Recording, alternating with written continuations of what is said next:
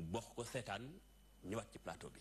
jëmm ji muy Bougane Gueye Dany ñu ràññee ko lool ci bërëbu taskatu xibaar yi kii li ay atam mën nañ ko rek jàpp ci ñeent fukki at jëmm ji la nag nekk journaliste reporter taskatu xibaar moom mi la nag mooy kan ak fan la jaar jëmm ji mën nañ jàpp ni bëri na fu mu jaax ci wàllum tas xibaar daal di nay nekk journaliste reporter ci mu njëkk nag mu daal di liggéey ci lii nga xam nag moo di rajo Teranga FM jóge fa dem Walfadjri génne fa dem rajo Futur Média bi mu jugee foofee mu daal di nag jaar Le Soleil ci quotidien boobee sax mu def fa liggéey bu mucc ayib Bougane Gueye Dany mi jom ak fulla ak faydu ak bëgg li mu doon xam ko tamit te it am gëm-gëm bu mat sënkëm moo waral Bougane Gueye Dany ci ba mu ne Teranga FM juróom fukki junni yu mat sax daaw ko fayeku waaye xam li mu bëgg ak fa mu jëm moo waral mu ñafe rek daal di muñ liggéey boobee mu nekkoon ci journaliste reporter ba mu fa jugee mu daal di nag am gëm-gëmu boppam taxawal yëfi boppam bokk na ci li nga xamante ni taxawaloon na ko direct d'accord agence de communication di yëngu ci wàllu régie publicitaire ak it marketing ak communication tey jile lëkkaloonu ak ay bërëbu liggéeyukaay yu bëri Nokia Western Union Ecobank DHL Elton Ciplaza Nesia Prud'homme SBM Colgate Palmolive agence boobee nag liggéey ak jég yu am solo yi nga xam ni def na ko ci wàllu wi moo waral Bougane Gueye Dany nag daal di ciy taxawal groupe des médias boo xamante ni mën nañu ci ràññi Zik FM mu taxawal ko ci atum 2008 La Tribune waaye tamit télévision Sen TV Bougane Gueye Dany nag daal di sol mbubb bu beneen waral mu taxawal mouvement gëm sa bopp mu daal di rek fas yéene bokk ci ñi daagu ci géew bi samp ndëndëm ngir askan wi seen soxla mu mën ko wallum Bougane Gueye Dany moomee nag mooy ganuk émission diisoo président Bougane technicien bâtiment journaliste businessman commerçant homme d'affaires loolu lépp pourquoi léegi la politique janax bu bëggee rëcc day bari pax ci rëccukaay bi pax mi politique daf ci war a bokk pour nga rëcc dama ne janax bu bëggee rëcc day bari pax li ma ci jublu mooy am na spécialité yu bari laa la fi wax. bien sûr maanaam yemuma ci loolu. moo tax kay mu jaaxal pourquoi nga ba ko fi ñëw ci politique bi léegi. non je n'ai pas un engagement politique c'est important j'ai un engagement citoyen parce que avant tout n'oublie pas je suis un acteur de développement mais je suis un acteur social je suis dans le social depuis que ma lancé sumay business depuis 2006 je suis dans le social nee naa la am na benn directeur service public tey ci réew mi ñu nekk ci atum 2018 bi ci parrainage bi dafa ñëw ne ma yow lay parrainel ma ne ko lu tax nga may parrainel mu ne ma suma papa en 2006 dafa amoon feebar bi mu amee feebaram dafa ñëw ci yow sàkku ndimbal yaa ko dimbali ba mu faju et je me suis dit je vous dois ça 2006 ba ma koy def jublu ma ci woon loolu dama doon def rek ngir yàlla yàlla xam na ne xaw ma papaam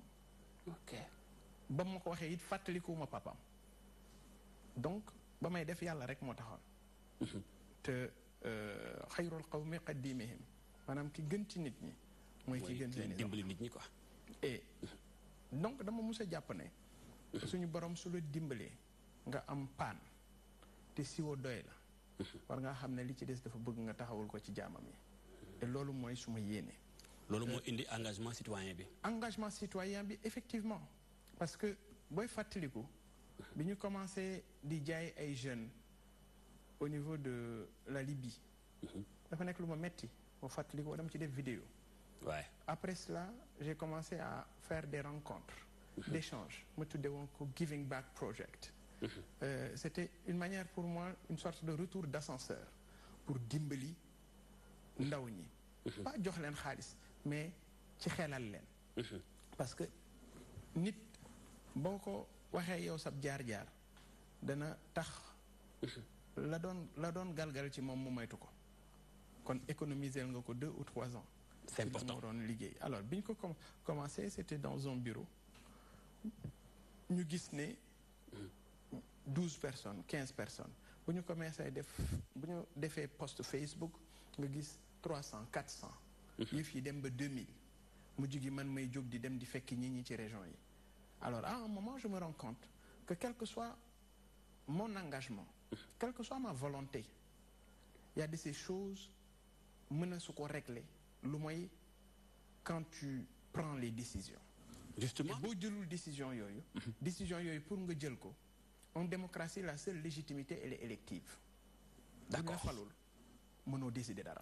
d'accord loolu moo tax Bougane samp ndëndam dugg ci géew bi ni faaw dana bokk élection présidentielle 2019 président Bougane président gëm sa bopp motivation bi lan la d'abord ndax tamit du ñàkk def ay analyse dëkk bi 1960 ba tey peut-être nga ni ay hommes politiques ñoo fi nekk de Senghor Diouf Wade ba ci tey Macky Sall lan la exactement la nga gis ni moom manque ci Sénégal ndax Sénégal dafa suux par rapport ak ñi mu bokkandolool indépendance depuis 1960 ñi mu bokkandolool système économique depuis 1960 lan la exactement tax nga ni da nga dugg ngir dimbali askan wi faaw nga àgg au pouvoir.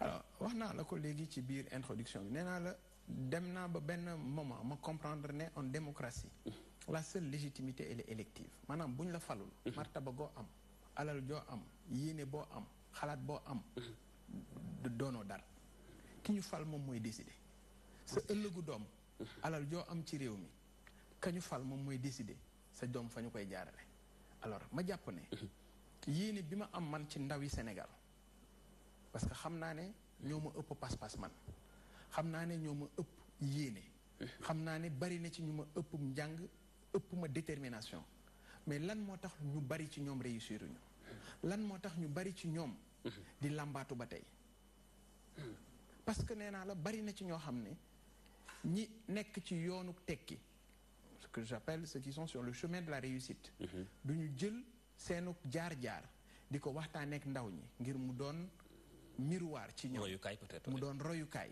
ñu moytu obstacle yi pour mën a arriver à un résultat mais da ngay xool ne système bi fi nekk waaye mooy le système politique dafay réduire le citoyen lambda à quelqu'un koo xam ne il doit juste tendre la main maanaam tàllalal sa loxo ma teg ci ndax du man dara boo waree tekki faaw nga féete ci ñoom boo waree am faaw nga ànd ak ñoom bu sa baat waree jote faaw nga féete ak ñoom dem nañu sax ba di la gëmloo ne boo waree am alal doo dëkk Ndar doo dëkk Réfane doo dëkk Lambaye da ngay dëkk Almadies wala nga dëkk Sacré-Cœur wala Point E gëm-gëm la alors que li ma gëm man mooy la réussite est au bout de l'effort kenn ku nekk li tax nga réussir yow yaa koy defal sa bopp teraanga àdduna li ma gëm mooy liggéey rek moo koy joxe justement loolu bu fekkee ne gëmloo wuñ ko ndaw bi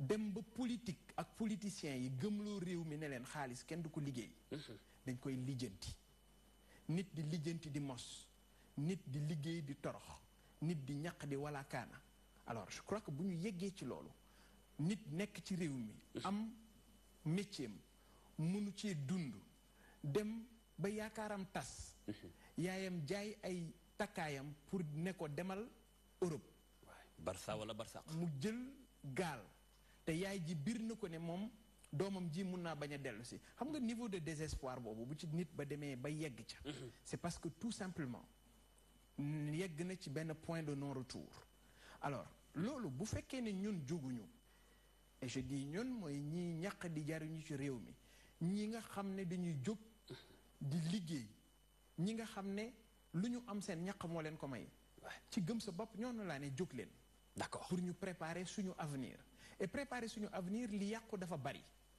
li ñuy préparer du pour ñun ñii mais pour suñuy doom la du pour ñun ñii mais suñuy jarbaat la dans 15 ans vous êtes journaliste dans 15 ans dans 20 ans da nga xam lu sa doom di doon est-ce que mun nga certifier sa avenir u doom pourquoi mënoo ko waaw pourquoi ñi nga xam ne yow yaa leen di fal ñoom ñu mën ko di jël seen doom di leen yóbbu bitim réew ñuy jàngi seeni doom bu ñu dellu see ñëw jiitewaat la yow alors que yow yaa ngi liggéey di fay impôt sa alal yow ay nit di ko pasaree ci réew mi nga jàkkaarloog moom te mënoo si dara alors je me suis dit il est temps il faut qu'on se lève et pour moi loolu day jaar ci benn campagne de sensibilisation pour nit ñi comprendre ne liñ leen di gëmloo ne leen boo waree tekki da ngay féeteek ñoom boo waree am da ngay def politique boo waree am alal il faut nga bokk ak ñoom ci ñiy def politique ma ne jaadu na mu jóg waxtaan ak askan wi pour que maire bi ñuy solloo xartum maire bi ñuy jox mbib maire bi dugg ci kaaru njaganjaay yi di taxaw di leen tàccu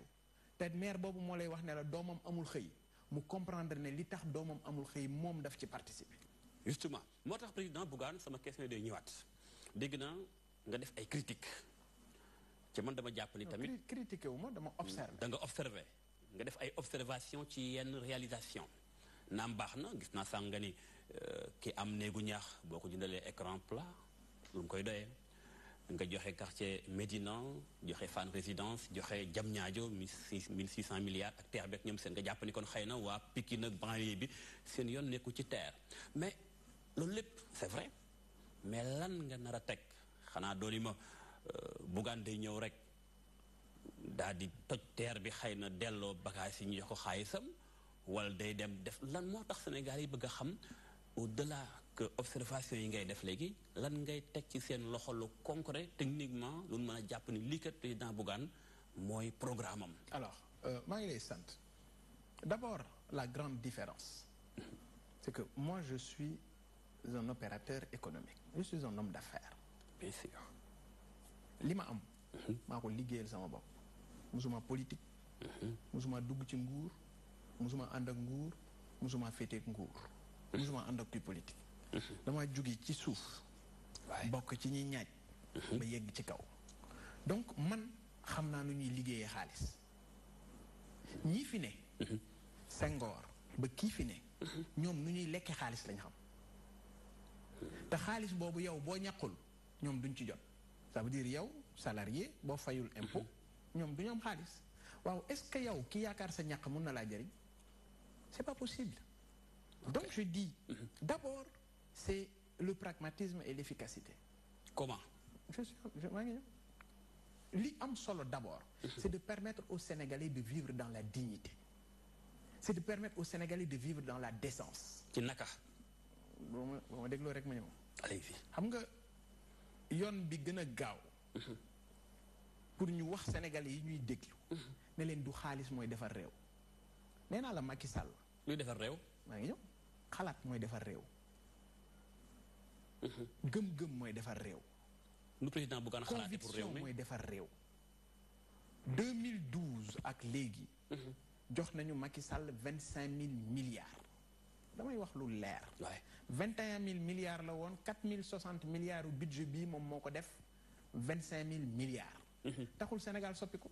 kon day lay wan de manière très claire. que du xaalis mooy développer réew. vision mooy développer réew. gëm-gëm mooy développer réew. voilà audace mooy développer réew. aujourd'hui bu fekkee ne Sénégal tey yow soxna si lay tegal ginaar gi bu la tegalee ginaar gi soble ba cay dem da nga koy wuti bitim réew. pombiteer ba cay dem da nga koy wuti bitim réew. dëwliñ ba mu koy toggee da nga koy wuti bitim réew. poobar ba mu cay def da nga koy wuti bitim réew. boo lekkee naan nga ngay naan la ca ëpp di ci ëpp bitim réew lay jógee. bantuk sekkaretu ga ngay sekkari ko bitim réew nga koy jënde mais comment le Sénégal peut se développer dans ces conditions? C'est pas possible. Mais pour y arriver, il faut un secteur privé fort. Ce secteur privé dañ leen war a dooleel bi di jox leen xaalis. waaye fexe ba secteur privé mënal seen bopp mooy li ñuy wuti bitim réew. ñu teg leen ci réew mi ngir ñu defal ko seen bopp.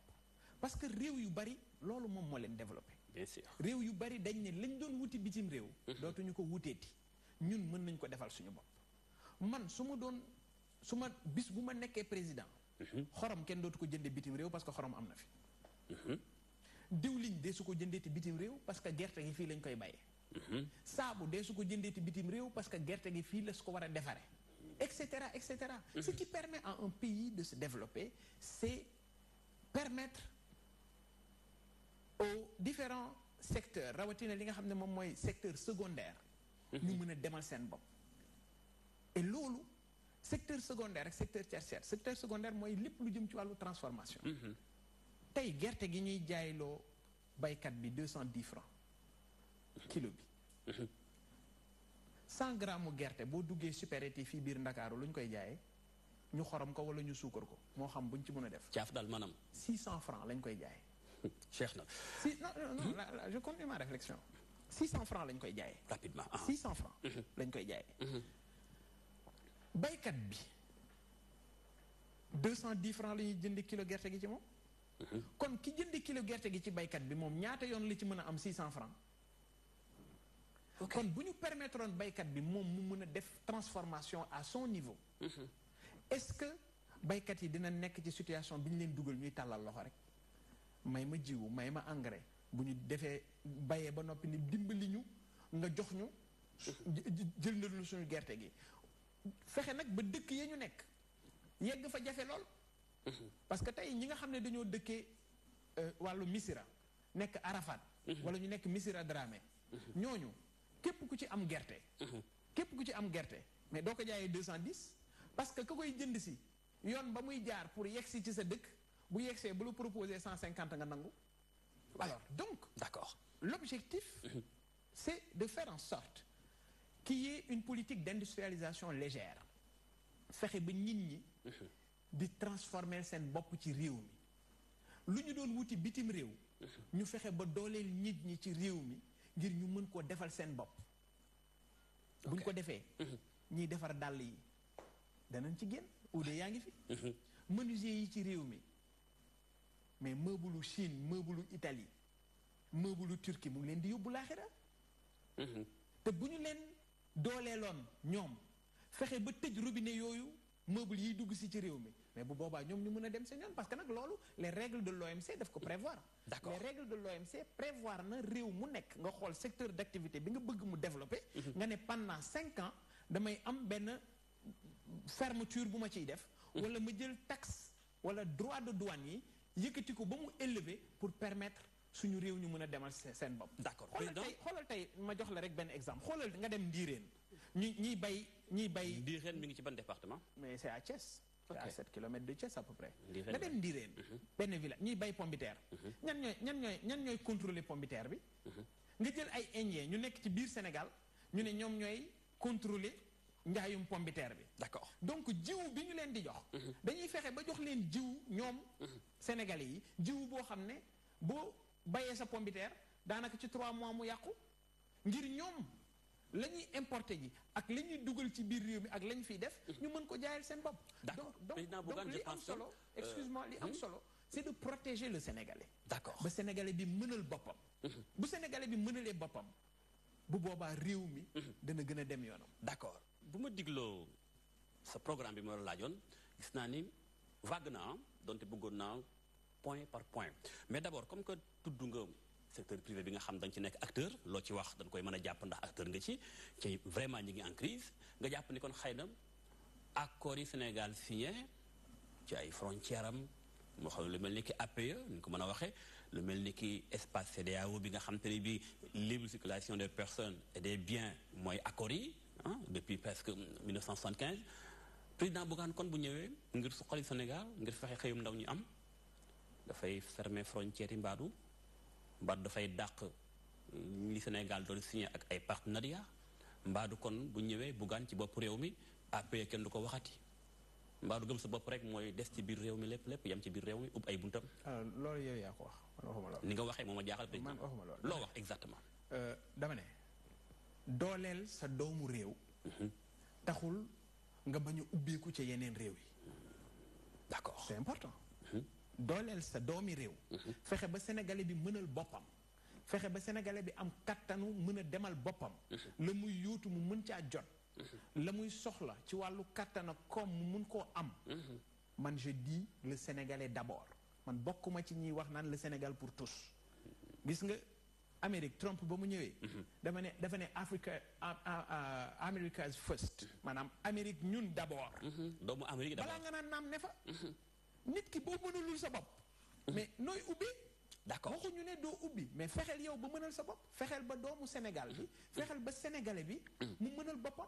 c'est ce que je disais tout de suite il faut qu'on fasse en sorte que le Sénégalais puisse vivre dans la dignité et dans la décence. D'accord président ñu avancé léegi du gën a xóot ci programme bi dégg naa lu bari da nga ko dugg ci wàllum ndaw ñi koom-koom gi ak secteur privé bi nga nekk ni nga ko waxee sàngam mais dégguma justice bi ma laajee la sa programme. laajoo ma ko. waaw dama ne loon programme bi lan la point par point. programme bi léegi point bu ma ko doon. d'accord bu ma ko tàllaloon kon temps bi jeex. doo ma bàyyi ma tàllal. d'accord léegi justice dafa am ay points yooyu dafa soxal sénégalais yi ma tàmbalee justice moom lan la ci président Bougane am naam du xaj ci développement mais dama la ci may 2 minutes yoo xam dama lay bàyyee la parole nga toj faram-fàcce justice. bi ci njëkk justice. Moi j'ai dit je veux un pays où la justice fera de l'injustice l'ennemi à abattre. wax ko ci wolof. ba sa mbokk yi nekk Ndar ñëpp xam ko. dama bëgg réew moo xam ne. wàllu yoon la ko yitteel la muy njëkk a xeex. mooy ñàkk a tegu ci yoon. waaye. un pays où la justice fera de l'injustice l'ennemi à abattre. et loolu mu ngi tàmbalee. ci fexe ba justice bi kenn du ko noot kenn du ko xolloo benn bët. et loolu mu ngi tàmbalee ci fexe leen a jox liberté bi war. mais mu nekk nag lu ñu contrôler parce que dañ ne président dootul nekk chef suprême de la magistrature. ñu ne carrière magistrat yi cour suprême moo koy gérer.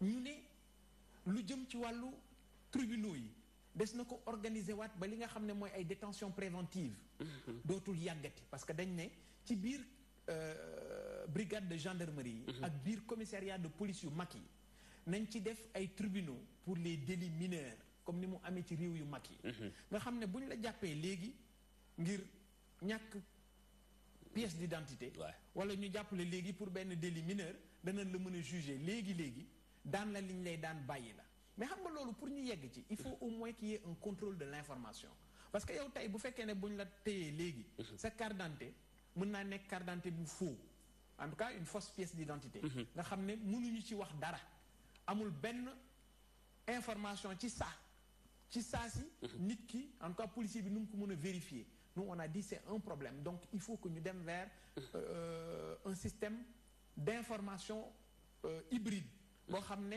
alkaati bi même ci téléphone am mun naa certifier lu tout de suite pièce d'identité bi mu jàkkaar lool donc fexe aussi ba li nga xam ne moom moo di nekkin wi ci wàllu prison yi ñu gën koo yaraaxal gën koo wayafal ba seenuk nekkin ñoom ñu seetaat ko et loolu dafay jaar forcément ci tabax yeneeni prison tabax yeneeni jumtukaay yoo xam ne en tout cas ñi nga xam ne ñoom ñoo di contribuable bi dana ci gis boppam mais également les violences policières dañ ne violence policière danañu ko xeex ñaata nit nga gis seen njaboot ñàkk seen bakkan ñu ne le policier dóor na ko wala nangam mais ñooñu ñun dañu ne faw ñu taxaw renforcer daan yi nga xam ne moom moo jëm ci loolu mais lu jëm aussi ci wàllu takk der yi ci boppam gendarme yi policiers yi auxiliaires yeeg ñoomin seen mais est-ce que xam nga ay nit lañu yuy vivre avec une injustice sociale parce que ay nit la ñuy fay ay 120 000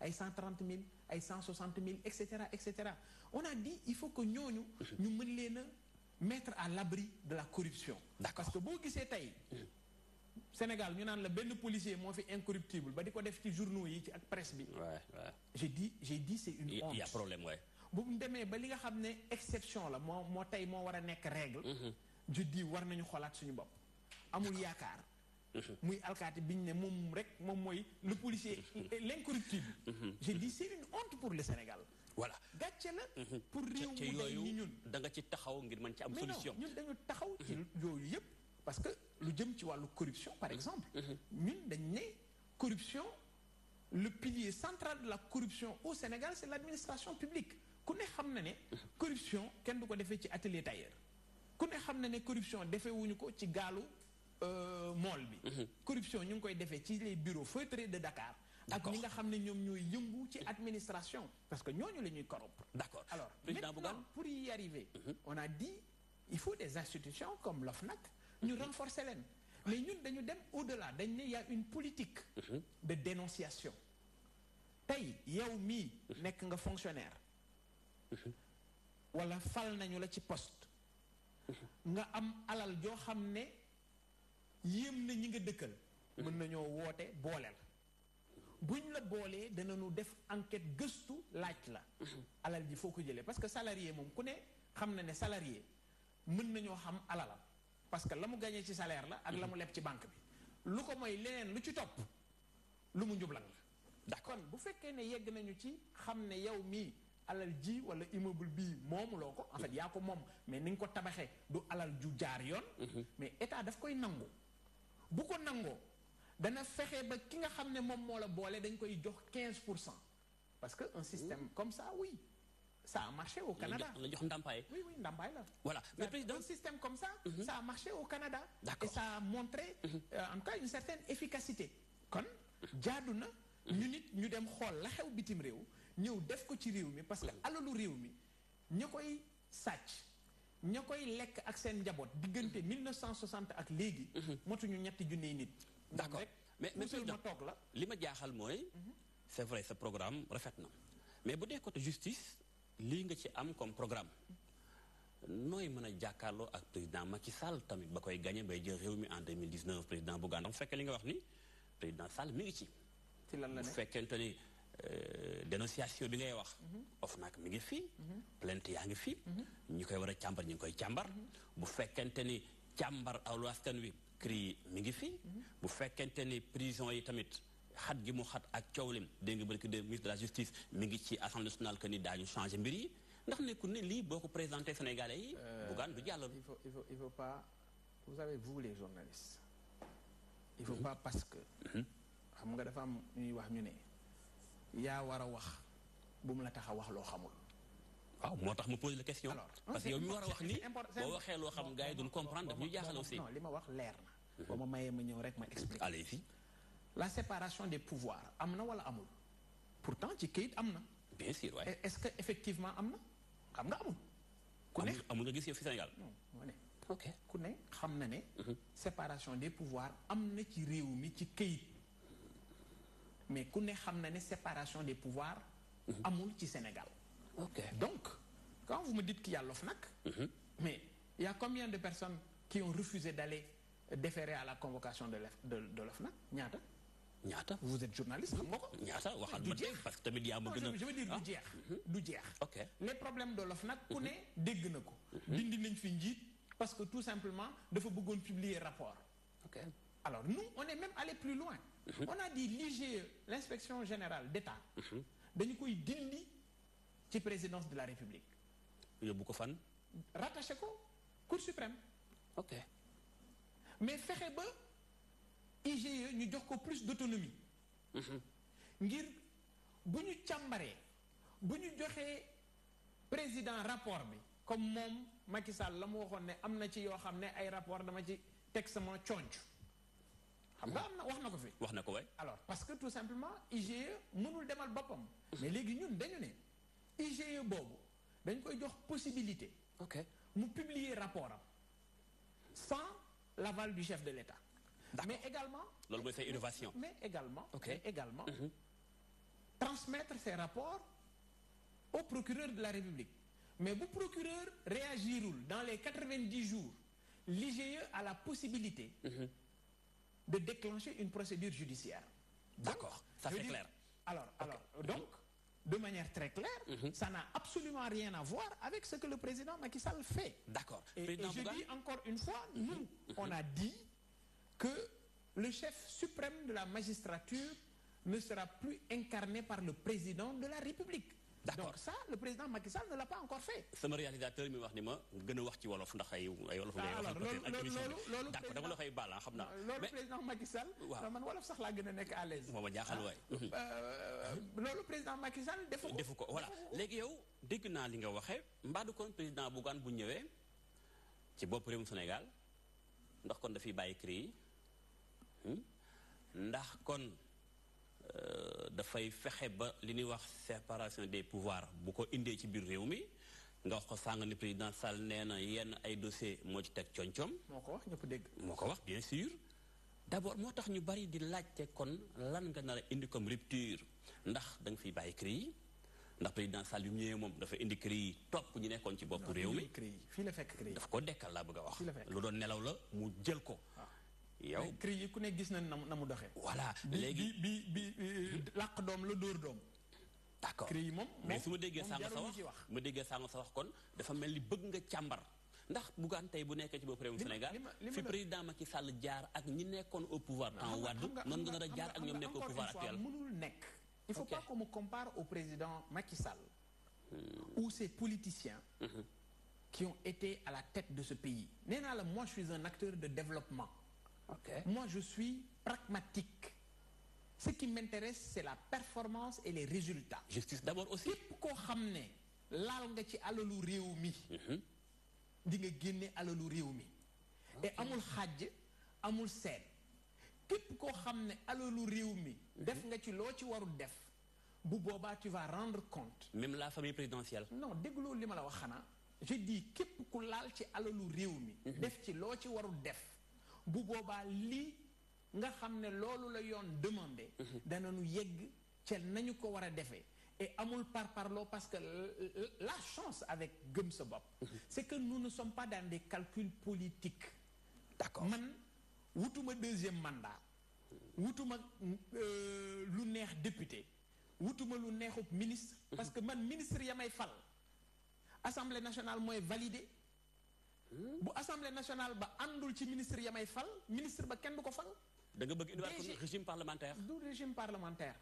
c'est de rendre le pouvoir au peuple fexe ba doole ji delluwaat ci askan wi parce que askan wi mooy doole d'accord li ma bëgg mooy fexe ba njiitu réew mi doole ji ñu ko jox nga xam ne mooy représentant yàlla ci kaw suuf doole jooju ñu wàññi ko ba du lu ko neex ak li mu bëgg dong mooy am ci réew mi li ma bëgg mooy président boo xam ne da ay pouvoir am dañ koy encadrer xam nga ñun li ñu wax dañ ne tey même booy fal directeur général société wala agence appel à candidature la d'accord kan moo mën kan moo wóolu jàkka jaa ngi nii ku mën a noddal mais buñ la tànnee oui la méritocratie xam nga ça fait partie des valeurs de gëm sa bopp mais buñ la tànnee il faut que ce soit validé par l'Assemblée nationale à partir d'une audition publique dañ lay déglu ba xam ndax sa xam-xam mate na ko ba xam ndax sa dayo mate na ko ba xam ndax li ñuy wut mën nga ko xam nga bu boobaa kenn du fal sa mbokk d'accord bu boobaa kenn du fal sa rak d'accord bu boobaa kenn du fal sa goro loolu leer na kon da nga gis ne li fi am lu aaje soppi la beneen mbir dama gis ni mbirum pétrole ak gaz dégg naa la ci lu bëree bëri mu am coow du jóg ba ab ministre sax démissionné Thierno Alassane Sall du ñàkk yaa ngi daje moom terrain politique bi alors Bougane ak contrat pétrolier yi loo ci nar a def ndax da ngay def comme ñeneen ñi ma dégg naan ñoom bu ñu toogee daañu xoolaat contrat yi boo ay din daañu ko dindi ngir sauver Sénégal ndax Bougane lan la am comme vision ci contrat président Sall signé boo xoolee le programme de gëm sa bopp lii kañ la génn août la génn waaye août ñun août la ñu wax ne lépp luy contrat loo xam ne gis nañ ne njariñu réew mi dañ ko cee salfaañ yi contrat boobu danañ ko tegaat ci taabal ji xool ko et sur les 20 dernières années ok xam nga kon man nguuru Macky Sall taxuma jóg li ma tax a jóg mooy lépp loo xam ne alalu réew mi la te jaarale wuñu ko ci yoon ñun ñu mën koo teg ci yoon ba mu jariñ réew mi dama lay jox benn exemple d'accord dama lay jox benn exemple regarde les phosphates de Taïba waaye les ICS moo doon fleuron wu industrie Sénégal ICS li mu doon def ci xaalis ñi yëngu ci téléphone yi daawuñu ko def tey ICS jaay nañu ko ay indien ñoom ñuy liggéey di am la Sénégal doon am ñu ko cay am te ñuy dëkk ca suuf sa ñay jëfandikoo suuf sa ña seen maam nekkoon ca suuf sa amuñu si dara ndox mi xoolal gis nga détritus yi ci suuf waa jogo moom la ñuy naan zircon bi fa lii man pour man ji Dakar boo teg fii la lii ndox la gis nga lii ndox mi da nga ciy naan mosal Bougane lii du ma ko naan président lii kay yëpp naan comme doo ko naan baax lii moom jaadul sax naan lii la waa jogo di naan lii man pour man ji Tamare ba fi teg la gis nga lii nag lii ndox mii président yow ndox mi nax na de moom la waa jogo di naan et fas yéene na ndox mi di ci naan ba keroog ñu dëkkee jogo ñu dëkkee Camrous ñu dëkkee Andal 1 ñu dëkkee Fass Boy ndox mi jóg ci lu ñuy naan ci réew mi parce que lii kon ci ndox mi ngeen naan temps yi oui parce que alal lañ leen di jox alal mooy jóge ci suuf soosu ay milliards moo fay jóge mais ñi ñu jiite fexe nañu ñoom ba seen alal mais est-ce que président ndox mi bala nga koy naan ni est-ce que def nga ko ci laboratoire xool ko un peu parce que lii c'est dangereux. Il y a 100 000 personnes qui boivent ça. Oui. Et Sénégal fii il y a 100 000 personnes qui boivent ça depuis des années. Alors, c'est ça ma frustration. Ce sont ces genres de choses qui constituent aujourd'hui la goutte d'eau qui a fait déborder le vase. Ba tey man Bougane mu jóg. Ok.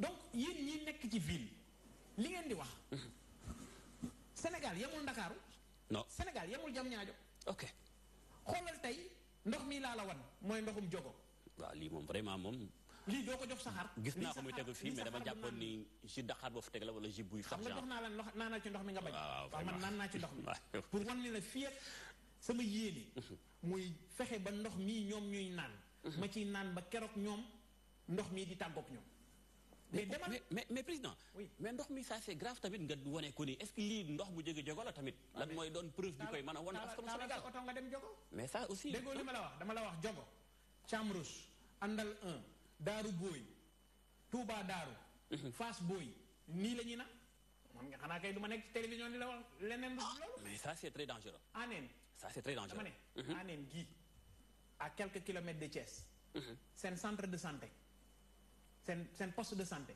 amul lalu hôpital boo faral la ñu ko def fii pour solution ci lii non mais je te dis aujourd'hui et pourtant il y a un projet sur ça 800 milliards ah bon qu'on a investi mooy le projet Gorom Lamsar mais c'est 800 milliards et c'est pour permettre d'accord d'avoir de l'eau potable pour am ndox mu sell ci dëkk yi gën a sori ci réew mi xoolal ndox mi jógee lac de Guiers di ñëw di alimenter Ndakaaru mais dafa romb ay dëkk waay ñuy mar dëkk yoo xam ne ci dex gi la ñu nekk ci waalo gi ay magam ay gaaya magam d'accord dëkk yooyu ay cago mais dëkk yooyu amuñu ndox muñ naan bu ñu bëggee naan dañuy dem ci dex gi dëkku dex gi fa la ñuy naane alors que ñoom ndox mi foofu lay jógee ca Kër Momar Sarr ñu indi ko fii Ndakaaru comme si waa Ndakaaru ñoom ñooy nit mais ñi dëkk ci àll bi duñu nit d'accord gis naa dafa mel président Bougane moom citoyen lambda bi la ëpp lu muy communiquer la ëpp lu muy bàyyi xel. mais parce que man gis naa loolu. je me comporte comme un citoyen lambda. et je suis un citoyen lambda gis naa loolu waaye. nee naa la man damay jóge mooy waa kaw gi sunu ñuñ waa kaw yi waaye. kër gu jotul seen loxo jotul seen ginnaaw la. waaye comme Sénégal yu bari alors donc jaar ci daara. xam dund wiiw dund am mbaax donc ñaar yëpp dund naa ko. d'accord alors et aujourd'hui li ma am comme yéene. mooy njaboot gi il faut ñu yërëm leen. d'accord li ma am comme projet. mooy dimbali néew di doole yi. d'accord ba ñi nga xam ne amuñu nekk ci suuf. ñu mën leen tendre la perche ñu mën a jóg. d'accord aujourd'hui en 2012. dëgguma la pour ñu rapidement dama bëgg ñu avance tuuti en 2012. en 2012. waay kilo coof lu mu doon jar. ay 1000 et quelques 1500 1800. 1700 ah 1700 ok 1700 1800. ok tey lu muy jar. waaye su mujjee xam. 3500 voilà ay 4000 et quelques gens. loolu xanaa pétrole bi la. sañ nañu wax ne loolu pétrole bi la. ah du pétrole bi xam nga. koy nappee xanaa ci géej gi. léegi lu waral loolu. mais lan moo ko waral. lii doxal gaal yi aussi. matériel bi cher na. lan moo ko carburant bi pétrole bi. carburant bi delluwaat na fa mu nekkoon. yokku na waaye jën bi jógut fa mu newoon. ci prix ba. et cetera yàpp même chose. je comprends donc li ma bëgg nga comprendre ko mooy man li ma intéressé. mooy le sénégalais lambda. d'accord li je ma comprends. am yéene. mooy que ce sénégalais. puisse vivre dans la dignité xam nga démocratie. d'accord du dem wote ji. démocratie du dem wote ji démocratie mooy fexe. ba nit ñi mënal seen bopp. d'accord ba lu ñu mënutoon ñu mën ko loolu moom mooy démocratie. loolu mooy philosophie gëm sa bopp. dama déggul sànq sa programme la ko laajee du ñàkk dafa am ay points xam naa ku bëgg a toj programme bi yëpp fi la ñuy yendu mais dafa am ay points saa nga ñëw nga justice mais justice tamit balay mën a nekk dëgg day fekk dëkk bi tamit ñu am ak dal te yaa ngi gisee wala nga koy wàcc ñu jege régime bi fi nekkoon noo def ak jom président Wade. mais ndax maa ngi gisee ak président Wade. waaw ndax loolu nga laajte. waaw non awma benn contact ak président Wade sauf que j'ai beaucoup de respect. pour la personne du président Abdoulaye Wade. ok. L'Afrique du Sud a son Mandela. Malaisie dañoo am Mahathir. mais ñun dañoo am Abdoulaye Wade. ok parce que nit ku def ci réew mi mag la. dafa jar a bàyyi xel mais mag la mu ñu soxla njariñam ci réew mi ak ci Afrique. tey doom mi ci problème. kon ak justice. kon bu ñu ko joxoon cër bi war. man jàpp naa ne mën naa taxaw Afrique waxuma la Sénégal. d'accord pour rapidement ci kaw Karim Wade dafa laa bëggoon a ñëw lan mooy point de vue Bougane ci cas bi Karim Wade tollu tey. alors man Karim ak amende 138 milliards kaso ba la génneem bu ñëwee Sénégal kaso ba lay demaat mbaa mu fay ñu lan mooy gis-gisu candidat Bougane tey boo demoon palais président Sall mi ngi wax waxu amnistie yow nu defa kaaw Karim Wade. Alors man ma position elle est très claire et depuis le départ. nit ñi dañuy gaaw a fàtte. Macky Sall kéwal du tëb doom jëbët. loo bëgg wax foofu. li ma bëgg wax mooy butéel bii. butéel bii kubéer bi boo ko ubbee li butéel bi def rek lay xeej donc Macky Sall mënul def lu dul. topp tànk Abdoulaye Wade. topp tànk Abdoulaye Wade oui. Senghor amul woon prisonnier am prisonnier Senghor c'était qui. Mamadou Dia. d'accord. prisonnier Wade mooy. Abdou Diouf amul woon prisonnier. Wade. oui. Macky Karim mooy prisonnier Wade amul woon prisonnier. kan la woon. prisonnier Wade. Idrissa Seck. waaye yow kuy na doon sa prisonnier boo nekkee ci bopp réew Sénégal mbaaru Macky Sall. mais justement c'est ça qu'il faut arrêter dans ce pays c'est ça mon combat mon frère. Ah bon? C'est pourquoi je te dis man ak ñoom bokkuñu. ana justice monsieur le président. mais c'est ça que je suis en train de te dire loolu laa lay wax ma ne la moo tax man la man ak ñoom bokkuñu. ok Ablaye Wade amoon na prisonnier am waaw kon Macky Sall bu ñëwee faa mu am ay prisonnier am moom dafa am nag ay prisonnier am moo tax mu am Karim am Khalifa moo tax ci ñun gëm sa bopp dañ ne lii régler loolu mooy l'indépendance de la justice. Le président de la République ne doit plus être chef suprême de la magistrature buñ ko defee rek coow li daal ne féete boor mais autre chose ñaata nit nga gis ñu sàcc ginaar ci réew mi te mënuñoo dellu seen kër waa léegi nu ñu ne nit ameel nga ñu 130 milliards ñu defaral ko passeport jox ko aéroport jox ko jet privé mu génn dem yoonam waaye moom président ma dégg ko ci interview mu ne fii léegi mu ngi toog fa mu toog amul problème waaye bu dellu see daal ci réew mi danañu fay suñuy 136 milliards moom 136 milliards yooyu moom Macky Sall moomu ko 136 milliards et 136 milliards u askan wi la alors je me pose maintenant une question lan moo ko intéressé ñu récupérer suñu 136 milliards wala waa ji ci boppam bu mu toog ci réew mi amnistie nga nit nee nga amnistie nga ko waaw mais boo amnistie nit kay xanaa war koo bàyyi mu toog ci réew mi.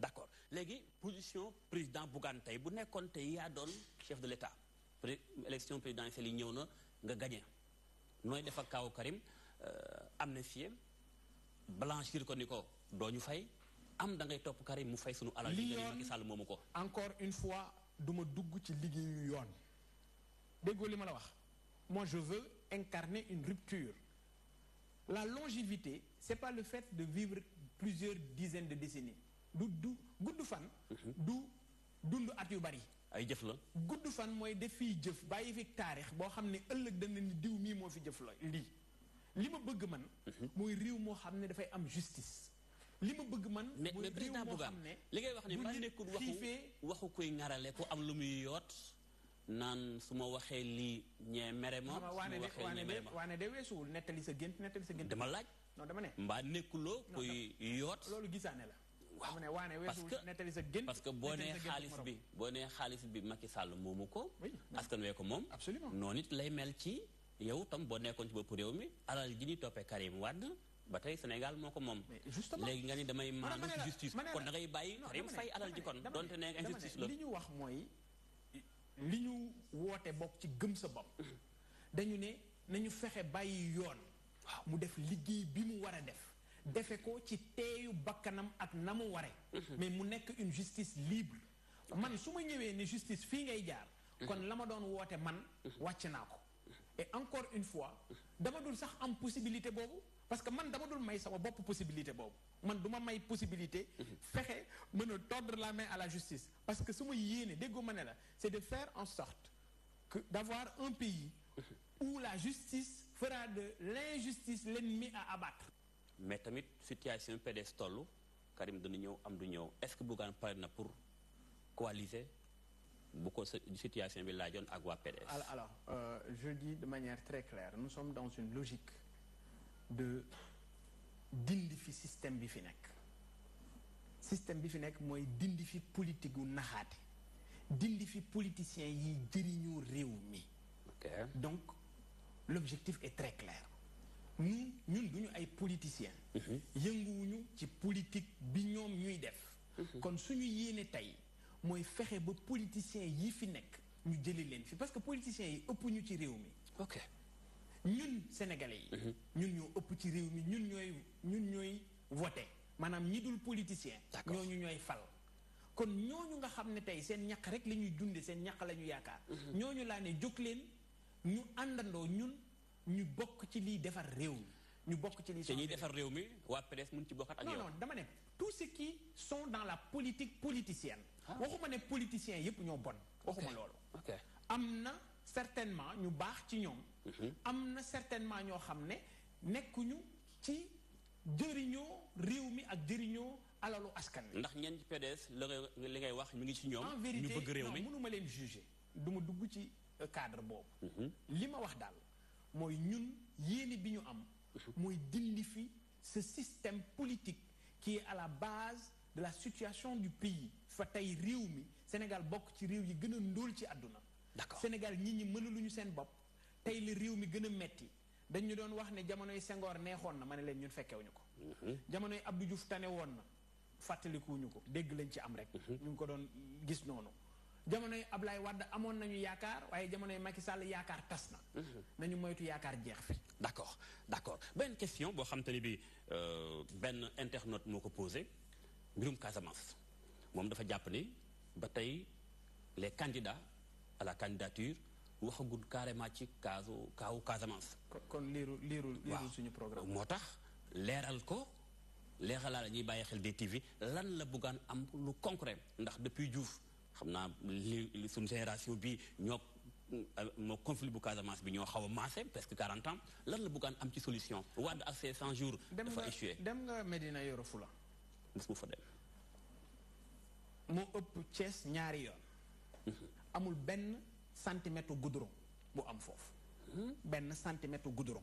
ak li président dem Casamance. nga dem Kafountine nga dem ci jigéen ñi yëngu ci wàllu transformation nga fekk leen ci jafe-jafe ya ñu nekk. li ma bëgg ñu comprendre ko mooy la Casamance est une zone de production cette zone de production dañ ko war a indi fexe ba li ñuy produire mu jege la zone de consommation. d'accord et loolu pour ñu def ko il faut ñu am yoon yu matale il faut ñu jublu ci industrialisation et transformation parce que bari na lu ñuy defee Casamance ci wàllu mango ji xoolal mango ji liy yàqu ci mango la fay yàqu alors que mango même bu nëbee sax alal la parce que saalu mango ci la ñuy defar beurre de mangue jigéen ñi moom la ñuy utiliser ci wàllu esthétique ak cosmétique mais loolu xam nga kilo bi ñaata lay jar kilo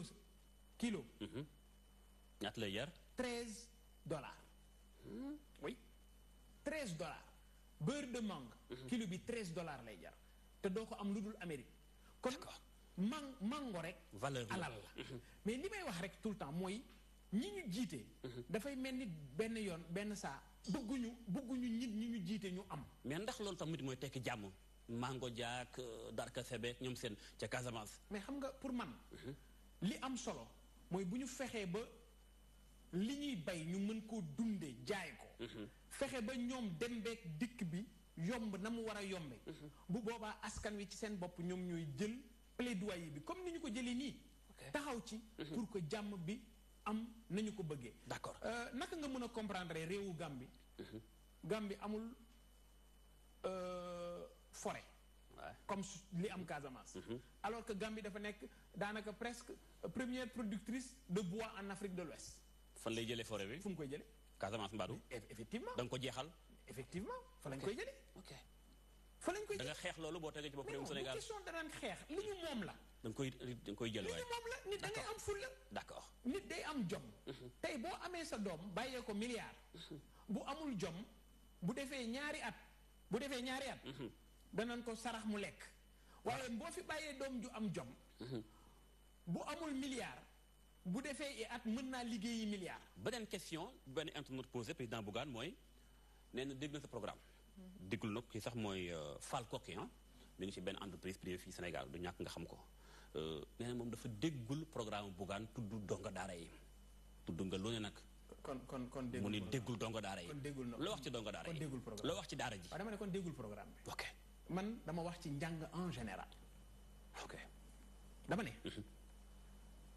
lettre bi mu bind fan yële président dama ne ko président da nga am projet boo xam ne Banque mondiale financé na ko jox na leen 400 milliards ne leen abri provisoire waratul am ci réew mi ma ne ko fi ñu toll nii ñun ci suñu programme am na 6600 salles yoo xam ne ay abri provisoire la ci Sénégal président wax ma foo toll ci loolu waaye dama ne nañu fexe ba jàngalekat yi ñu dooleel leen mooy régler injustice sociale bi tax jàngalekat tey jii tekkiwul dara Sénégal lu ko waral parce que payoor ga ñu leen di fay tolloowul ak ñoom effort bi ñuy def ak service bi ñuy rendre la nation ma ne war nañu leen a taxaw loolu ba tey ci wàllu njàng mi d'accord mais lu jëm ci environnement bi gone gi di jànge des cee war a taxaw lu jëm ci enseignement supérieur dañ ne dafa am concertation yoo xam ne defoon nañu ko fi sur l'enseignement supérieur ñu ne concertation yooyu nañ ko tegaat ci taabal ji ba conclusion yépp ñu jëfe ko ngir fexe ba njàngum mu kawe mi muy l'enseignement supérieur mu gën a nekk ci li mu nekk mais wàllu daara yi dama wax sax ne njàngum alxuraan dañ ko war a dugal ci enseignement général d'accord jaare ko ci recruter ay nit ñoo xam ne dañuy jàngale alxuraan ak i arabisant ay sëriñ daara maanaam mais yegg ba ci dama ne yegg ba ci suñu jaar-jaaru mag ñi war nañ leen koo jàngal d'accord jàngal leen anglais fexe ba jàngal leen informatique jàngal leen lépp loo xam ne gone yi dañu ko soxla d'accord mais ci daara yi laay ñëw parce que daara yi da nga ma ci poser question dama ne daara yi war nañoo fexe ba di leen subventionner dama ne mettre en place un dispositif pour certifier la connaissance des maîtres coraniques kan mooy sëriñu daara tey kan mooy sëriñu daara yóbbu na fi kan mooy sëriñu daara tey ku mu neex jóg nga ne sëriñu daara la waaye dama ne il faut ñu yoonal ko buñ ko yoonalee nag daal di fexe mën di subventionner daara yi ni ñuy subventionner yeneen njàng formel yi war nañ ko mën a def ci daara yi et loolu mu ngi ci biir programme bi donc moo tax ma ne la donc Fall Koki moomu Koki ci boppam 4000 élèves ñoo fa nekk bien sûr 4000 élèves ñoo nekk ca daara ja te 4000 élèves yooyu amul benn subvention boo xam ne réew daf koy def ci ñoom d'accord ay bonne volonté donc ñooy jël seen alal ngir di taxawu 4000 gone yooyu gis naa bërki démboo ñaay ñu def fa gendarmerie mais balaa nga fay def gendarmerie taxawu leen ba pare d'accord c'est clair fexeel ba gone yi nekk ca daara ja bu ñu génnee ñu mënal seen bopp fexeel ba gone yi bu ñuy jàng seenuk nekkin ñu nekk ci nekkin bu normal je crois que loolu moom mooy rôle état d'accord président gënoon naa ci mbedd yi yenn ay Dakar waa ay sénégalais am na lu leen laaj ci président Bougane Gueye lañ ñuy wax dañ koy seetaan ñu wàcc ci plateau bi Bougane li ma xam ci moom mooy commencement depuis bi mu nekkee Walfadjri moom ba léegi laa commencé xam daal. man de xam naa ne moom liggéeykat la gis naa ko mu yor nekk un directeur télé ubbi rajo ubbi télé loolu laa ko gën a xamee. damay gis muy def lu baax si jàppale ñu feebar yeeg yooyu loolu moo ma gën a kontaan loolu si moom nit ki chaque jour sooy yokk Sénégal da ngay jàppale ñu feebar ñi parce que ñu feebar ñi amuñu moyen pour defal dara seen bopp mais moom su jëlee xaalisam di si dugal di wax ñëpp jàppale ko loolu telem day gën a yokku te lu mu bëgg si présidentielle bi yàlla naka ko yàlla may mi ngi liggéey bu rafet mi ngi jàppale diine yi mi ngi jàppale xale yi mi ngi jàppale ñëpp daal. di jàppale jaam yi di jàppale ñëpp képp ku am problème mu jàppale boo feebaree ñëw wax ko bu ko yëgee jug si ko koy defal nit kay baax na. miinu ma ko nag waaye dégg naa mi ngi defal nit ñi lu baax.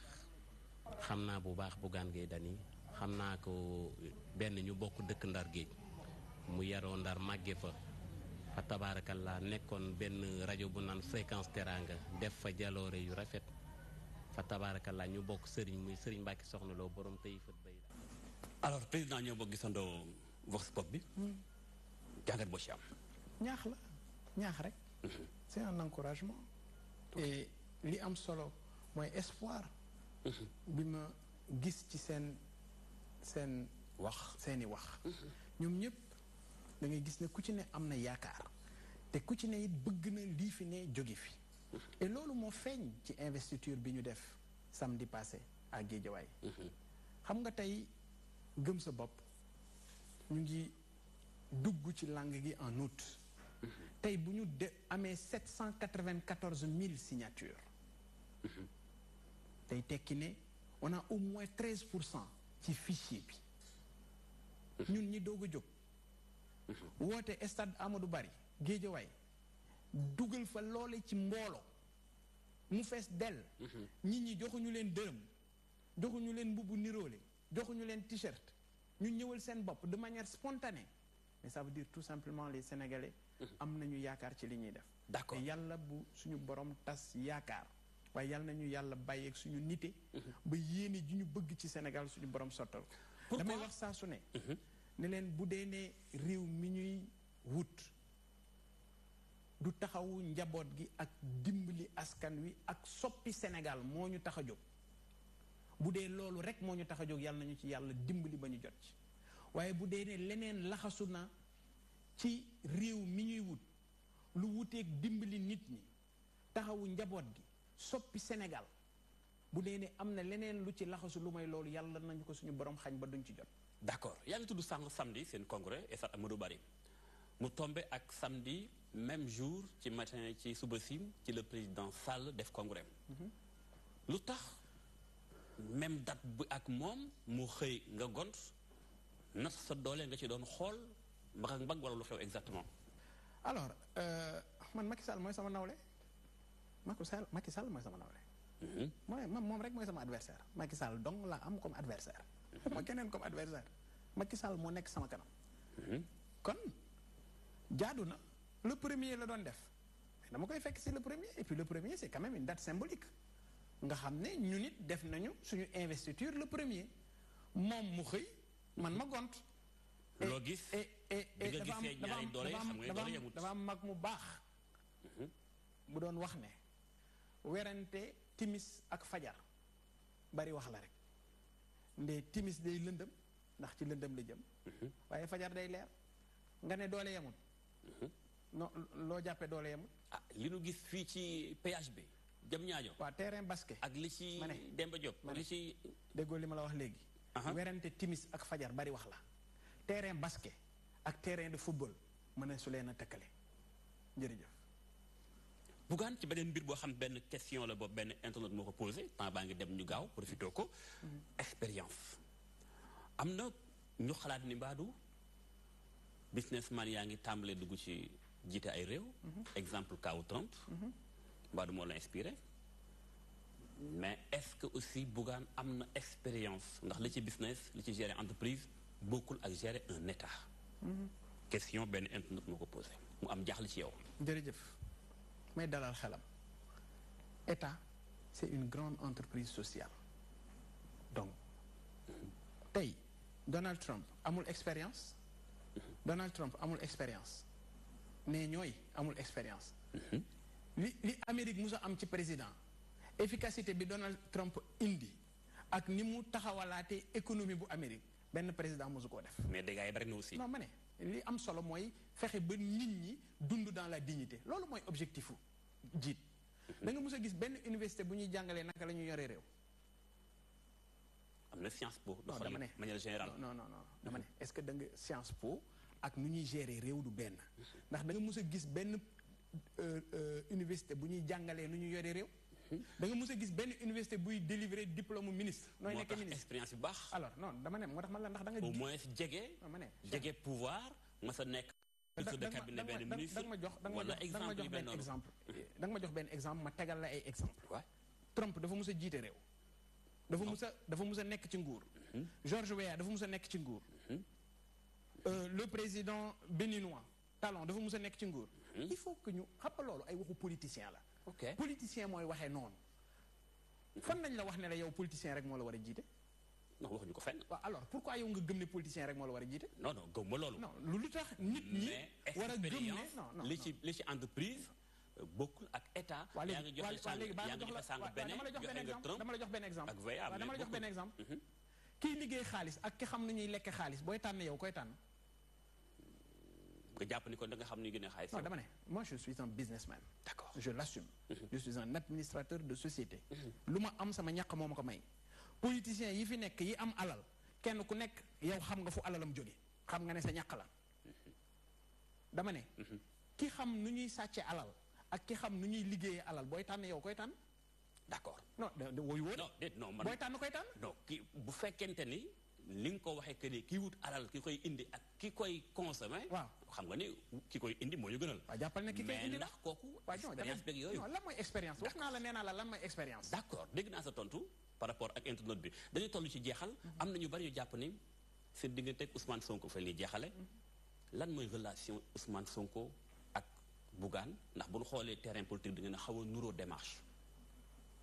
effectivement li ñu bokk mooy Sénégal li ñu bokk maak moom mooy bëgg Sénégal li ñu bokk maak moom mooy bëgg réew mi changé li ñu bokk maak moom mooy nekk ci yoon ngir fexe réew mi changé mais je dis encore une fois yéene bi mooy objectif bi ñu am ñun ñëpp ne Sénégal changé politiciens yi naxaate 1960 ak léegi ñu jóge ci réew mi bàyyi leen nag di ñu wax waxu politiciens yooyu naan ay diw amul expérience état ñaari levier la dafa am un levier administratif am un levier politique bi moom mooy décider yow sa doom lu muy doon ëllëg ak fan lay jaar levier administratif bi mooy soldat yeeg ñi nga xam ne ñoom ñooy jàppale kii nga xam ne moo yor levier politique bi pour fa mu bëgg dem mu mën faa yegg donc politiciens yi ñooy wax yooyu naan ay diw amul expérience moo tax waa Amérique ba ñuy tànn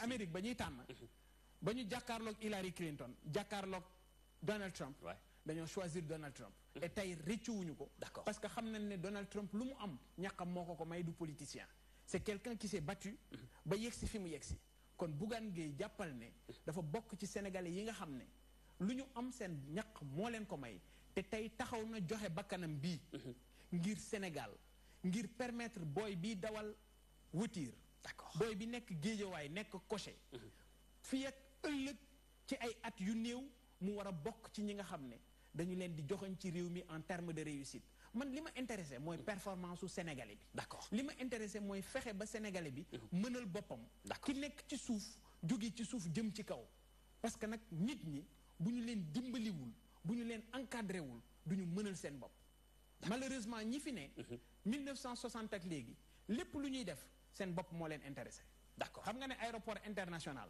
wala ab TER wala ab corniche bu ñuy defar def ci ay milliers de milliards loolu xam nga ne kiy taaba loolu taxu koo jóg mais tam demal yoonu gaawaan président da nga nangu ni aussi ma ne demal yoonu gaawaan demal yoonu gaawaan boo jëlee yoon bi lay yóbbu gaawaan da ngay rus boo jëmee yoon bi lay yóbbu lambay da ngay rus boo jëlee yoon bi lay yóbbu dingiraay da ngay rus boo jëlee yoon bi lay yóbbu Makayob da ngay rus d'accord parce que métit ga nga xam ne moom moo fa nekk ngent paate 42 kilomètres la 2 heures la ñu ko daw 4 heures du matin la ñu yegg si Missira d'accord et li ma bëgg nga comprendre ko aussi mooy li ma jànkonteel ci fan yi wala ci weer yi dafa ma Sénégal bi expérience bu rëy ci Sénégal d'accord dafa am loolu da nga ko wax sàng nga ni ay aéroport Blaise Diagne autoroute beeg ñoom seen terre mais tam da nga nangu ni président Wade bi muy defar autoroute bii jam ñaajo ñëpp dañ ni woon ay tali kenn du ko lekk te gis nga tey njaxiñ li est-ce que tey ay terre ay aéroport nekkul tam ni anticiper la ndax ku ne xam ne Sénégal ci kanam fi ñu toll ci ay nit daal ñu ko ëppandi il faut ñu def ay yoon aussi loolu da nga bëgg nit baaxul te pourtant am na njaxiñ ko ëllëg man waxuma loolu dama ne efficience laa wax tey dama ne la nit bu gumba lafañ boo ko jëndalee téléviseur réglé woo problème am kooku soxlawul loolu kooku li mu soxla mooy rajo kooku li mu soxla mooy nga wutal ko pousse-pousse kon nit ñi ku am problème mu yoon ku am problème mu faju ku am problème mu ndox mooy ndox mii ma la wan ñii boo leen waxee waxu terre nga wax leen waxu aéroport xam nañ ne ñoom bokkuñu ci parce que duñ ko jariñoo kon nañu fexe tegal nit ñi li ñu soxla loolu mooy man yéene bi ma am loolu mooy taxawaay bi ma am mooy it objectif bi ma am ci Sénégal sama objectif mooy def fi taarix loo xam ne li ñuy waxee Malaisie Mahathir ñu wax Sénégal ne développement am na Sénégal liggéeyu gëm sa bopp la liggéeyu ay nit yu taxaw la ngir changer Sénégal d'accord parce que nag réew mënul di tàllal loxo rek bitim réew mënoo di yalwaan di dunde loolu mën ta nekk d'accord xam nga bu fekkee ne lépp li ko soxla bitim réew nga koy jëlee tey douane bi alal ji ñoom ñi ñu jiite jàpp nañ ne douane day joxe alal moo tax lépp lu ñu war a defaree ci réew mi ñuy encourager nit ñi ñuy dem bitim réew di ko jënd pour dellu si fay taxe douanière am ay recettes alors que fexe ba nit ñi ci biir réew mi defaral seen bopp sac à dos mënuñu ko defar ci réew mi ñaata la ñuy jënd bitim réew sac à dos loolu mooy sac à dos mënuñu ko defar ci réew mi non dama lay jox rek ay exemple dama lay jox ay exemple yu bari c'est vrai waay déggoo ma ne la tey man su ma jëloon réew mi kenn dootul jëndeeti soble ci bitim réew su ma jëloon réew mi kenn dootul jëndeeti xorom bitim réew su ma jëloon réew mi gerte kenn dootu ko jaayeeti bitim réew parce que dañ koy exploiter ci biir réew mi mais permettre nit ñi également ñu bay 12 sur 12 c'est possible d'accord parce que tey lu tax nit ñi di bay 3 mois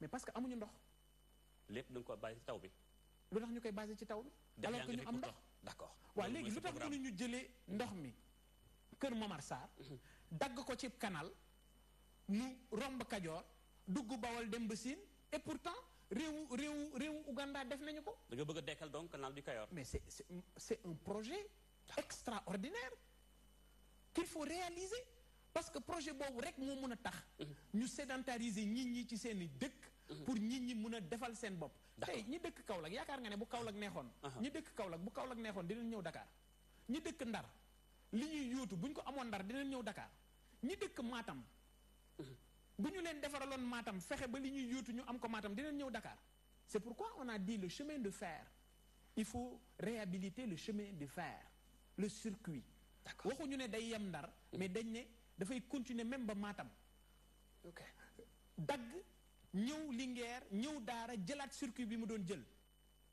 axe Thiès Tamba dañu ne chemin de fer dañ koy def maintenant 2 voies mais dañu ne dañuy jóge Tamba mu dem Vélingara dem Kolda dem Sédhiou dem Bignona dem Oussouye dem Ziguinchor pour que zone yooyu ñu def fa chemin de fer pour que mu mën a désenclaver ba nga xam ne production bi ñuy def xam nga doole chemin de fer day permettre ñu réduire disparité économique yi am entre les différentes localités mais malheureusement ñun suñu njiit yi dañoo rey chemin de fer waay exemple Dakar Bamako bi gis nañ li ci dal ci ay gàllankoor daanaka li ci ñëw bëreetul gis nañ ni ñu ngi ko bëgg a def xaat mais ba léegi mi ngi ta président Bougane suñu waxtaan li ñu bëggoon a wax bari na ci programme bi mais temps bi jeex na du ñàkk ñu amaat yeneen émission laata campagne bi tàmbali wala sax ci biir campagne bi ndax mbégte la woon waxtaan ak yow dañu woon tey dañuy dérouler ci programme bi carrément sénégalais yi xam exactement président Bougane ginnaaw bi wuree Sénégal def 85 000 kilomètres def le tour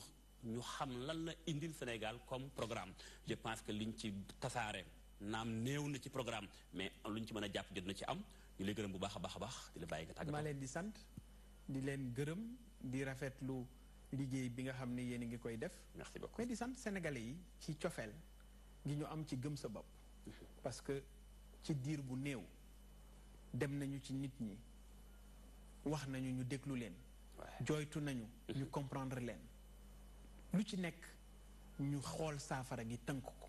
ok moo tax tey bu ñu amee 794 000 signatures ci wàllu parrainage. day tekki ne yaakaar juddu na. waaye yaakaar boobu yàlla nañu suñu borom bàyyeeg suñu nite ba ñu mën koo yeggale nee naa la sama objectif c'est d'entrer dans l'histoire c'est de permettre à Gëm Sa Bopp d'être cette philosophie qui va définitivement placer le Sénégal dans ce cercle restreint des pays en voie de développement te loolu c'est possible fileeg li ñu soxla ñu ngi koy juuti bitim réew duñu dem mukk ca kanam te yéene bi mooy fexe ba lépp lu ñu mënal suñu bopp ci biir réew mi ñu def ko lépp lu ñu soxla bitim réew ñu góorgóorlu defal ko suñu bopp mais duñ ko wuti bitim réew.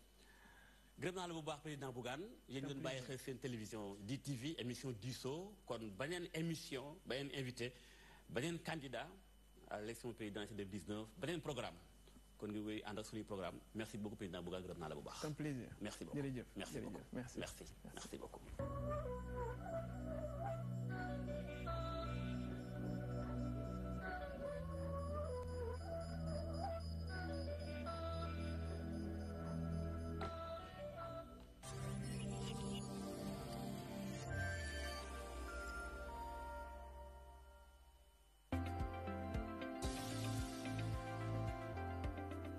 réclamiez.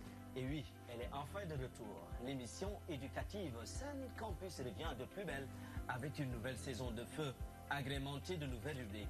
Vous êtes institut, école de formation ou université, vous voulez faire la promotion de votre événement, n'hésitez pas à nous joindre. Alors, avec DTV,